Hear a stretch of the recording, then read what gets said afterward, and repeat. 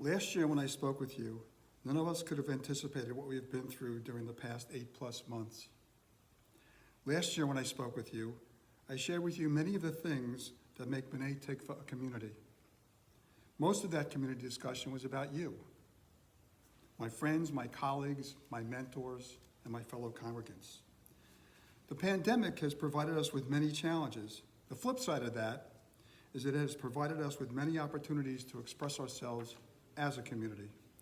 First and foremost among these was how to deal with the pandemic, the office, the services, religious school, and our Menachem Cheder school renters. Luckily, we have many passionate and skilled people who are members of our executive committee, board, and wider membership. Gordon Haidt, our vice president for Ritual, volunteered to lead our reopening task force.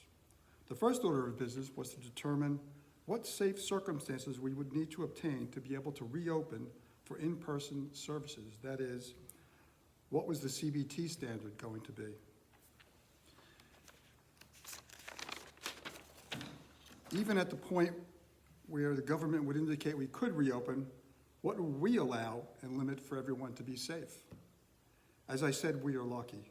In addition to Gordon chairing the committee, the following people stepped up by volunteering to serve: Rabbi Wolkoff, Cantor Rockman, Steve Levin, physician, Neil Gittleman, a dentist, Lori Zuckerman, a registered nurse, Kevin Crane, who's a logistics executive, Melissa Kessler, who's our co-VP of School and Youth and is an attorney by training, Amanda Uniman, our VP of Ways and Means, who's a human resources executive, Ben Gottesman, who's a technology professional and chair of the technology subcommittee, Kim Riemann, also a technology professional and our CBT webmaster, Charlie Valen, VP for administration, Leslie Lukowitz, administrator, starting August 1st, and our former executive director, Lynn Weiss Marshall, through July 31st.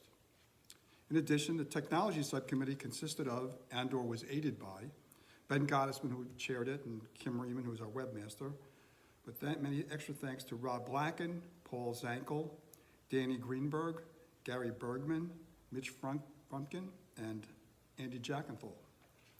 That is an amazing group of professionals and volunteers who brought their expertise and passion to the challenge of how to reopen CBT safely for Daily Minyan.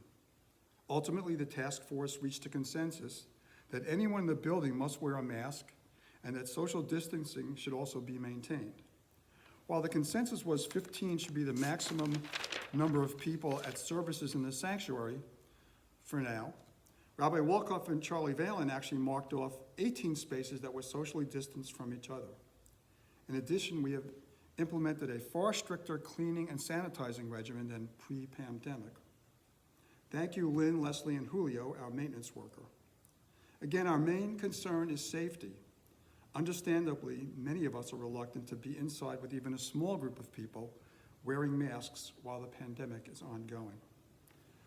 To maintain our sense of community, while we did not have in-person services, Rabbi Wolkoff and Cantor Rockman thought of many ways to keep us engaged. Literally, there was something for everyone. Daily Minyan with a special prayer in lieu of Kaddish. Tuesday evening, Ask the Rabbi Zoom. Wednesday, Lunch and Learn with the Rabbi Zoom. And Thursday evening, Topic of the Week Zoom with Rabbi Wolkoff. Oh, and Wham came up with Trivia Night Zoom. Once the task force had reached that decision, it morphed into the High Holiday Task Force and more challenges. Among the answers were multiple Zoom accounts, Danny and Ben as co-executive producers of High Holy Day services streaming, 70 volunteers packaging and delivering High Holy Day care packages to our members who live in the vicinity of B'nai Tikva, individual iPads for Rabbi Wolkoff and Cantor Rockman to stream from, and the last-minute addition of a sanctuary cam, courtesy of Danny. From our Torah and Haftorah readers, Rabbi Wolkoff, Cantor Rockman, executive producers Danny Greenberg and Ben Gottesman, PJ Library Torah for Dot Zoom, Junior Congregation Zoom, through the parking lot shofar service on Rosh Hashanah Day 2. Rosh Hashanah service went extremely smoothly. We even overcame the one technical glitch that we had on Rosh Hashanah Day 1. Speaking of the shofar service in the parking lot, it was great and freeing to see so many of you, although socially distanced, in person. Community.